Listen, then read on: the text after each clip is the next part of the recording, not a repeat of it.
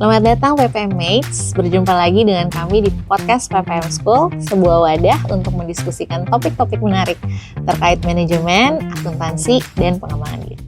Perkenalkan, saya Nina Ivana yang akan menjadi host podcast kali ini.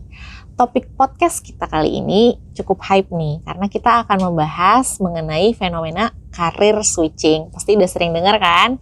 Kita sering banget nih dengar tentang anak muda sekarang, Gen Y, Gen Z, banyak yang karir switching gitu ya. Banyak yang berani banget ambil keputusan untuk memilih jalur karir yang berbeda dari pendidikan yang dulu ditempuh gitu ya. Mungkin karena mereka tertarik untuk mengejar passion mereka, explore bidang yang baru, atau kayaknya pengen mencapai full potensial dari mereka. Tapi ada juga nih banyak orang yang nggak berani untuk karir switching, padahal kayaknya udah merasa unfit sama pekerjaan yang saat ini. Nah, jadi di hari ini kita datangkan seorang narasumber yang sukses melakukan karir switching cukup ekstrim dari bidang sains ke manajemen.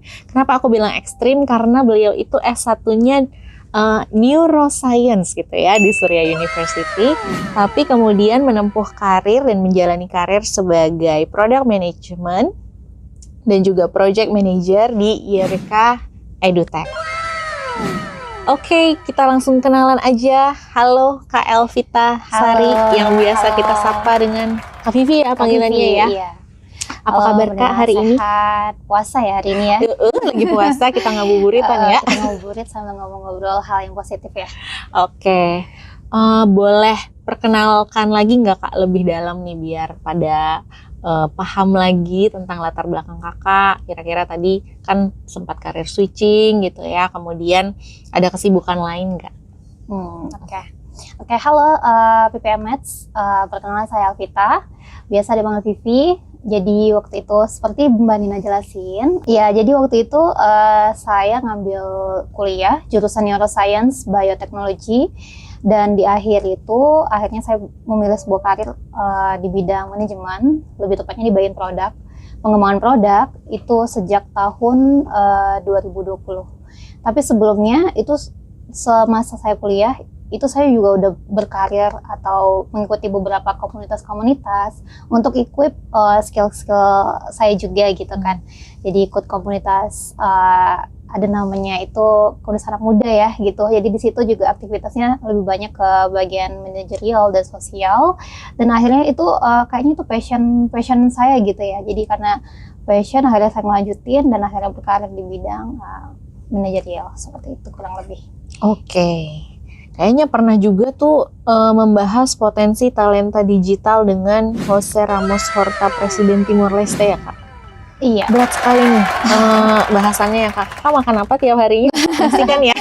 Iya, jadi itu tahun lalu Mbak Nina. Jadi tahun lalu saya diajak atasan saya untuk studi banding lah jatuhnya gitu ke negara tetangga Timor Leste.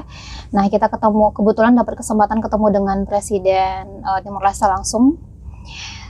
Di sana beliau juga bahas ternyata kita kalau ke situ tuh sama dengan ngelihat Indonesia di tahun 2002, benar-benar sangat berbeda. Kalau di Indonesia itu digitalnya itu udah sangat tinggi lah, udah bagus, semuanya udah familiar dengan font dan cara gunain search engine dengan baik, itu tuh udah bagus semuanya gitu. Termasuk kalau kita bilang ibu-ibunya tuh udah mahir ya gitu, googling resep cookies dan mencari enak, dan lain-lain gitu ya. Mencari gosip dan lain-lain gitu. Okay. Nah kalau di sana itu tuh benar-benar sebagian besar hampir 70%-nya itu masih konvensional. Jadi diskusi dengan si Bapak Presiden itu beliau punya cita-cita pengen mengakselerasi transformasi digital di daerah Timor Leste gitu. Dan kebetulan beliau juga ngobrol dan diskusi dengan ada atasan saya namanya Pak Herman. Beliau diskusi sama Bapak. Akhirnya Pak Herman Bapak ngasih beberapa solusi-solusi juga untuk mempercepat si transformasi digital yang ada di Timor Leste.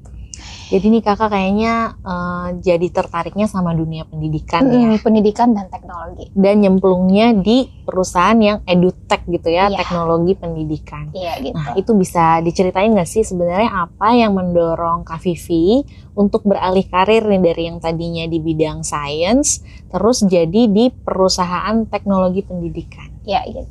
Oke. Jadi waktu kuliah itu skripsiku itu tentang kognitif anak. Jadi di situ betul-betul penelitiannya tuh semuanya tentang cara improve kognitif anak, terus speed, memori, inhibitor respon kayak gitu. Jadi sejak saat itu akhirnya kayaknya seru juga nih kalau berkarir di bidang pendidikan. Akhirnya setelah lulus kerja di bidang edutech juga, di salah satu edutech yang provide jadi moto dia itu one stop solution for study abroad kayak gitu. Jadi kerja di situ setahun sebagai community spesialisnya. Tapi di situ lebih banyak bantu teman-teman yang S1, S2 untuk studi ke luar negeri atau student exchange. Lebih banyak ke situ preparationnya. Setelah itu setahun berkarir di sana, akhirnya pindah ke perusahaan yang baru. Tapi ini jatuhnya kita bukan pindah, tapi lebih ke sama-sama membangun sebuah edutech baru. Jadi emang salah satu visi si edutech baru ini adalah digital and education transformation enabler gitu. Jadi kita bantu teman-teman yang pengen meningkatkan skill digital atau skill-skill profesional lainnya untuk lebih bisa beradaptasi lah dengan today's career landscape lah kayak gitu jatuhnya. Gitu. Jadi sejak tahun itu di akhir tahun 2020 Mbak. Jadi di situ kebetulan waktu itu saya yang paling muda di antara kumpulan senior saya gitu, dan akhirnya bertahan sampai sekarang. Jadi kurang lebih kita udah bangun si perusahaan baru ini, kita sebut namanya itu Eureka. Jadi Eureka itu datang dari sebuah aha moment lah gitu. Jadi Archimedes, kalau kakak tahu itu, Archimedes menemukan suatu ide, terus dia teriak-teriak Eureka gitu. Nah kita temukanlah, kita akhirnya namain dia itu Eureka. Jadi sampai sekarang kita tetap konsisten untuk membangun visi kita tadi ya, untuk meningkatkan digital skillnya para orang yang berkarir ataupun fresh graduate yang di Indonesia kayak gitu. Oke, wah mantap ya. Jadi berkontribusi terhadap transformasi pendidikan khususnya di dunia digital ya. Nah terus kan tadinya neuroscience nih ya, mempelajarinya otak gitu ya. Lab, eksperimen tentang otak gitu ya, kognitif. Terus sekarang tiba-tiba di dunia pendidikan atau manajemen gitu. Nah, itu gimana tuh cara beradaptasinya? Kok bisa berhasil gitu kali ya? Atau kita tuh perlu mindset apa sih supaya kita bisa berhasil pada saat kita melakukan career switching? Oke. Ini tadinya aku mulai dari kuliah. Karena kuliah itu kan kita nggak semata-mata cuma belajar.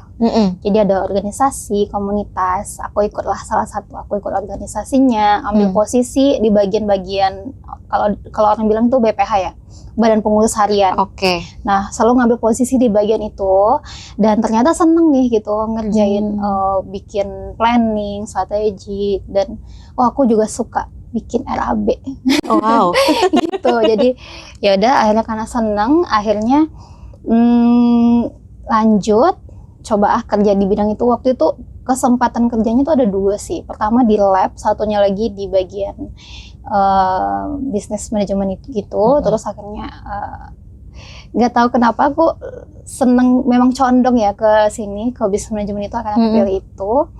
Nah selama itu aku ikut juga kan, jatuhnya itu mulai dari awal ya, karena mulai dari awal itu juga ikut ngambil beberapa kursus gitu. Ada kursus pendek di Udemy, Coursera, dan lain-lain. Terus nonton YouTube. Terutama ini juga kebetulan juga karena seniorku itu juga pebisnis yang handal ya. Salah satunya itu ada beberapa bapak yang ada di samping-sampingku ini yang suka ngajarin aku gitu kan. Terus selain itu selama di Eureka juga aku ngambil aku sempat ikut kursus pendek juga di US. Itu durasi sekitar 2 hari. Itu kebetulan topiknya tentang business and communication. Jadi di situ belajar langsung. Jadi itu model belajarnya itu lebih ke role play. Jadi langsung latihan. Teori dikit, terus latihan, teori dikit, latihan, kayak gitu. Jadi kita langsung interaksi dengan peserta-peserta yang ada di sana, kayak gitu. Jadi itu menurutku belajar dengan mempraktekkan langsung itu lebih berasa daripada cuma baca ya, gitu nggak sih Mbak Nina? Iya betul Sama sih, sama ya. Kalau Gitu. belajarnya kebanyakan tapi nggak dipraktekin nanti lupa gitu kan Iya, ya. gitu. Tapi kalau dipraktekin mungkin jadi lebih teringat Iya. gitu ya. Oke, jadi kesimpulannya tadi harus belajar terus. Iya, Gitu ya, betul. terus mengupgrade diri terus-menerus gitu ya, tadi ikutan course di Udemy ataupun di Stanford, keren Iya. banget Kakak Vivi. Karena kan mungkin gini, kan kalau sekarang posisi manajemen itu nggak seperti dulu ya. Kalau seperti dulu tuh mungkin memang ada beberapa konsep yang kita terapkan sekarang. Kalau dulu kan itu nggak ada task manajemen digital kayak gitu. Sekarang kita task manajemennya pakai Jira lah, pakai Trello lah dan lain-lain kayak gitu kan. Nah, kita harus belajar lagi gitu kan. Kita harus adaptasi lagi. Kebetulan waktu itu pas banget momennya, itu waktu yang tepat buat aku belajar karena waktu itu lagi masanya COVID ya gitu. Semua orang udah moving kerjanya online. Tapi kebetulan aku nggak online sih, offline gitu. Jadi harus adapt sama beberapa tools-tools digital gitu ya. Terus sekarang tuh juga kalau misal dibagi di bidang kayak product management gitu, itu ada ini juga kayak Scrum mungkin ya, kalau orang bilang Scrum Master Scrum. dan teknik-teknik. Padahal sebenarnya mungkin orang dulu juga melakukan itu, tapi kalau sekarang itu pendokumentasian pekerjaannya itu lebih rapih gitu kan. Iya. Jadi dokumentasi lewat yang ini, lewat itu, seperti itu. Lebih tertata ya. Gitu. Oke, ini sekalian mungkin mau nanya mungkin buat teman-teman yang lain yang tertarik gitu kan ya untuk bekerja di startup. Sebenarnya pekerjaan project and product manager tuh kayak apa sih Kak kesehariannya? Sebenarnya dua yang Kanina sebutin tadi itu adalah pekerjaan yang berbeda, tapi saling berkesinambungan. Gitu. Jadi kadang bisa bagian produk yang di atas, kadang bisa bagian project yang di atas. Tergantung di atas maksudnya apa nih? Lebih ke ini priority gitu. Jadi kalau misalnya demand-nya lagi datang dari bagian project, berarti project misalnya ada project kerangka acuannya seperti ini, cara kerja seperti ini, berarti produknya disusun berdasarkan custom dari si project gitu. Begitu pula dengan produk. Kalau misalnya kita bangun produk, kita bangun berdasarkan idealis kita sendiri, baru kita cocokin ke pasar. Kayak gitu kan? Oke. Iya. Jadi kalau project tuh ibaratnya kita lagi dapat project dari luar, kita customize produk kita. Gitu. Nah, kalau yang produk kan kita memang udah punya barangnya nih, yang udah kita setting seidealis mungkin, udah ada market research-nya dan lain-lain, baru diturunin ke pasar seperti itu. Jadi sebenarnya dua pekerjaan ini tuh berbeda, tapi ada beberapa flow yang sama. Misalnya kayak strategic planning-nya itu mungkin sama gitu kan. Terus kalau project dia itu orientasinya tuh lebih ke goals gitu. Jadi dia ada KPI lah, outputnya seperti apa gitu kan. Nah tapi kalau produk itu lebih ke quality. Makin pasar suka ya makin bagus produk kita kayak gitu. Jadi dua posisi ini kan tadi berbeda. Nah tadi kan Kanina nanya gimana sih kerja di bagian project sama produk. Karena itu dua pekerjaan yang berbeda dan dijalankan secara berbarengan. Jadi to be honest, aku menjalankan itu berdasarkan prioritas gitu. Oke, soalnya dua-duanya nempel ke Kak Vivi, harusnya orangnya beda ya. Iya, tapi itu kayaknya emang zaman now kayak gitu ya. Apa dan apa dijadikan satu gitu ya. Gitu. Jadi tergantung prioritasnya. Kalau lagi ada project berarti project manajemennya yang lebih dijalankan. Iya. Tapi kalau lagi ngembangin produk berarti product manajemennya yang lebih dijalankan. Ya kalau di startup memang begitu Mbak. Gitu. Tergantung mana yang lagi jalan ya. Oke. Kalau menurut Kak Vivi nih, pengen bahas soal project management dari dulu sampai sekarang, kayaknya project management tuh sering dibicarakan gitu ya. Menurut Kakak kalau di luar bidang pekerjaan project product manager gitu ya, itu keahlian project management itu dibutuhkan juga atau enggak sih zaman sekarang untuk ya secara umum lah ya? Iya, kalau orang bilang sekarang itu kerja harus otomatis. Jadi jadi kalau apalagi di startup ya kayak gitu. Kalau misalnya kita kerja harus nunggu direction, itu udahlah itu startupnya kandas pasti gitu. Jadi memang itu tuh butuh banget skill project management itu karena secara sehari-hari aja gitu. Untuk personal diri dia sendiri aja, misalnya manajemen keuangan belanja bulanan kayak gitu, itu kan juga harus, walaupun tidak harus pakai Jira dan lain-lain, itu kan kadang suka nulis juga gitu kan, bulan Atau ini mau pakai belanja Excel apa gitu gitu, ya. apa pakai Excel itu suka ada catatan kecil itu yang suka di dapur itu loh Mbak, gitu. Nah, suka catat kan kayak gitu, nah itu penting Mbak gitu. Jadi kalau misalnya tim kita nggak bisa kerja secara otomatis gitu kan, ya itu akan sulit gitu. Jadi itu penting banget. Jadi buat teman-teman yang masih kuliah atau mungkin buat teman-teman yang lagi masih 1 tahun kerja, 2 tahun kerja, itu latih aja skillnya. Itu kalau misalnya teman-teman bingung mau belajar di mana, itu banyak banget sekarang course online, offline gitu. Atau mungkin kalau mau ke Eureka juga boleh. Oh, di mereka juga ada ya. Iya. Judulnya project management apa tuh? Project- Lean kah, Scrum kah? Kita general. General project management. General. Oke, jadi pengenalan introduksi Lebih ke ICT ya. sih, lebih ke digital Oh, project digital management. project management. Oke, yang tertarik ya boleh dicek silakan. Oke, di Eureka nih udah tahun keempat kalau nggak salah ya Kak. Nah, Udah tahun keempat. kalau di startup Ketiga katanya tuh 3 tahun 4 tahun tuh udah lama ya. Bener nggak? Udah lama sih. Tapi tergolong masih muda ya. Kalau misalnya masih kecil lah gitu, startupnya harus kelihatan tumbuh dulu gitu. Dalam waktu 10 tahun sejak membangun gitu. Oh, karena masih muda jadi kayaknya masih banyak dinamika, masih seru, nggak jenuh gitu ya. Roller coaster lah gitu. Nah, tapi kalau merasa jenuh pasti pernah lah ya kayak. Pernah. Ini agak hati-hati yang ngomong. Ada bos takutnya ya. Kalau lagi jenuh atau merasa mentok tuh apa yang Kakak lakukan? Apakah langsung buka Udemy, cari course gitu ya? Apa yang saya perlukan atau Enggak sih. ngapain tuh? Gimana caranya bisa ngembangin skill-skill lagi gitu supaya kita nggak mentok dalam pekerjaan? Oke. Apa ya? Gini, kita umpamain gelas itu kalau penuh kan udah nggak bisa diisi kan? Kita harus kosongin dulu ya. Atau misalnya kita harus tinggalin dulu, ya kita isi sama kegiatan-kegiatan lain yang bikin kita lupa sementara sama si gelas ini yang udah gak bisa diisi tadi gitu. Oke. Gitu. Jadi biasanya aku tuh kalau mentok gitu, sometimes tuh weekend aku nonton anime atau jalan atau ya hal-hal, mungkin teman-teman juga melakukan itu. Teman-teman saya juga melakukan hilang gitu kan. Hilangnya itu yang jangan ya. Jadi intinya dengan work-life balance atau belajar hal-hal yang lain itu kadang bisa membantu. Iya. Gitu ya. Oh, aku juga sekolah olahraga. Jadi aku setiap minggu itu bisa 2-3 kali olahraga. Gitu. Olahraga apa Kak? Macam-macam. Ada pound fit, ada lari. Pegel itu ya biasanya kalau pound fit ya. Iya. Nah, kalau aku pernah dengar nih Kak, selain ke Stanford untuk short course, Kakak juga mengunjungi Silicon Valley, Iya. terus pernah ke Nvidia di Santa Clara, Amerika gitu kan ya. Pasti pengalamannya seru gitu ya. Tapi boleh di-sharing nggak kira-kira pengalaman itu bagaimana dampaknya ke mindset Kakak atau ke dalam pekerjaan gitu? Oke.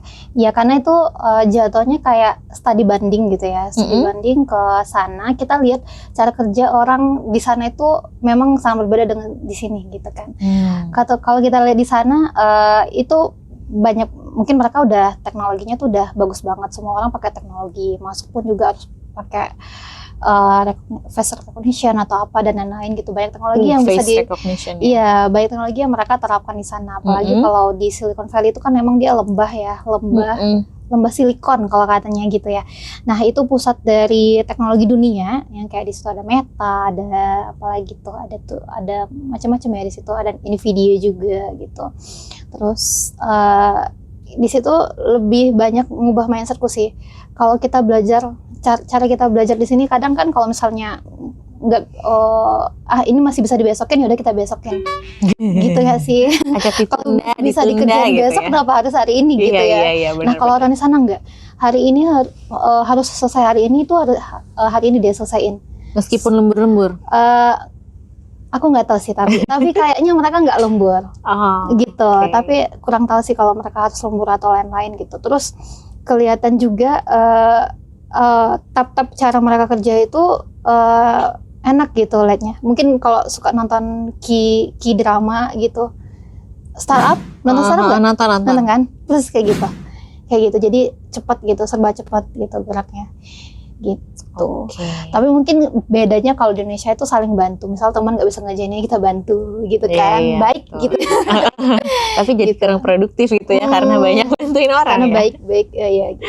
Ada plus minusnya lah gitu. Jadi lebih terpacu gitu ya untuk kerjanya lebih profesional, lebih cepat, lebih efisien. Iya.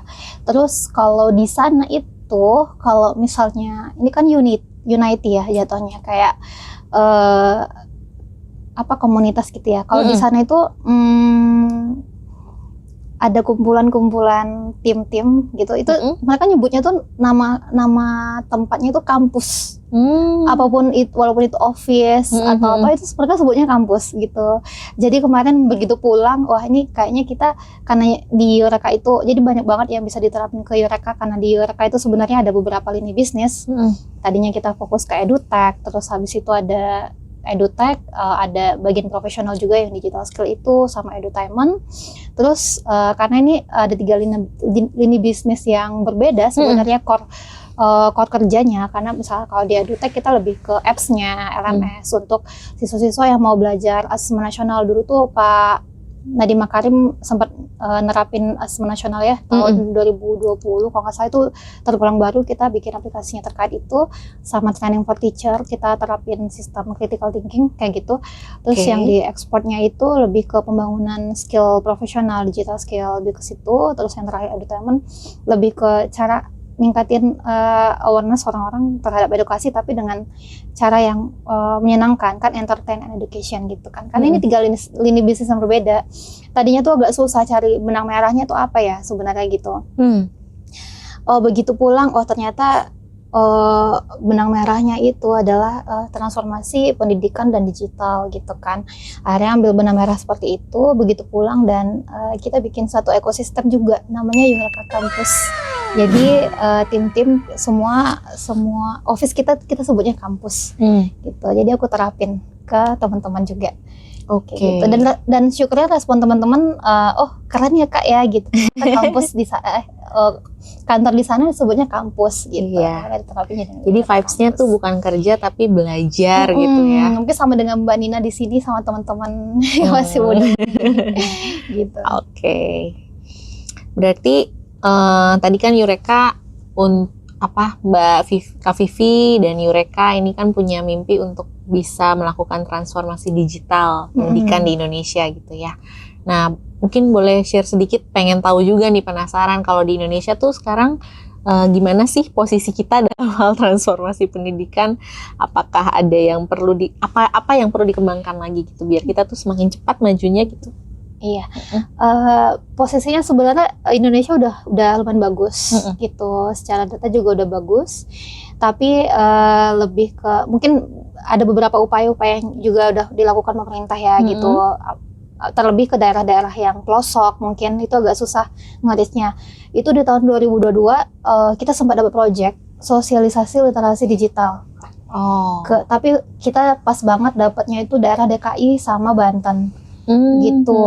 Padahal itu kayaknya udah lumayan tuh kalau DKI sama Banten. Masih butuh sosialisasi tapi. Nah, itu ternyata masih butuh sosialisasi. Jadi waktu itu kita ditargetin sekitar 250.000 peserta. Itu cukup besar ya, gitu, big KPI. Dan kita akhirnya itu sasar tadi Mbak Nina, ini masih butuh nggak gitu. Kita akhirnya sasar ke daerah pinggir-pinggir. Kita ke Serang, terus ke daerah Jakarta Timur yang pinggiran. Mungkin kalau Mbak di Cijantung.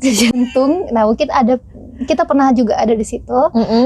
Ya, kita sasar daerah-daerah pinggir. Begitu kita turun ke bawah ke sana, ternyata masih banyak yang belum ngerti cara bikin email. Sementara target kita adalah orang ini harus join ke Zoom kita.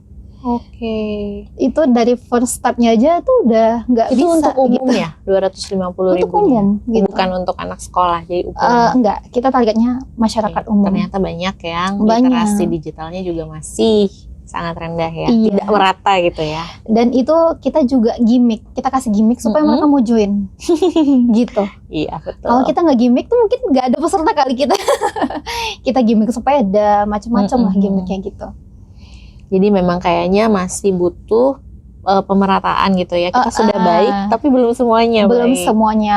Tapi secara data penetrasi internet di Indonesia itu makin bagus, dan justru terakhir kemarin itu di tahun 2023 angka kita ada di peak numbernya itu di 2023. Oke. Gitu. Iya. Kalau PPM kita juga sih suka ada program community development gitu kan ya. Sempat juga mahasiswa kita bikin model pelatihan gitu untuk mengembangkan literasi, tapi biasanya UMKM gitu, gimana supaya mereka bisa pakai internet, marketplace, supaya bisa memasarkan dengan lebih baik. Kayaknya semua elemen masyarakat harus berupaya bareng-bareng ya. Iya, tapi kita udah lihat sih semua elemen masyarakat udah melakukan itu ya. Iya. Gitu. Sebenarnya dari literasi sendiri kan itu ada beberapa domain ya, mungkin ada numerasi, terus ada digital tadi, terus ada membaca juga, gitu. Itu kan tiga domain yang penting gitu. Iya. Oke. Jadi banyak yang masih bisa dikerjakan ya. Iya. Oke, untuk pertanyaan penutup nih Kak, karena tadi kita awalnya bahas karir switching, terus Kak Vivi ini kan juga udah sukses ya melakukan karir switching. Kalau di masyarakat tuh kayaknya banyak yang pengen ganti pekerjaan, ganti profesi gitu, tapi kan seringnya takut gitu ya. Iya. Nah, jadi tips apa sih yang bisa di-sharing nih dari Kak Vivi supaya mereka tuh berani melakukan karir switching, tapi juga bukan cuma nekat ya, tapi penuh persiapan gitu melakukan karir switching. Kira-kira ada tips gak? Ada dong pastinya. Jadi itu kita kan tadi mulai dari pertama temuin dulu kita tuh passion nggak sih sama, misalnya mau berkarir di bidang data analis, tadinya dari marketing gitu kan. Kita passion nggak sih sama data, suka dari hal kecil aja, kita suka angka nggak? Gitu, suka angka nggak, suka pakai teknologi baru atau tidak gitu. Kita berkaca dulu sama diri kita.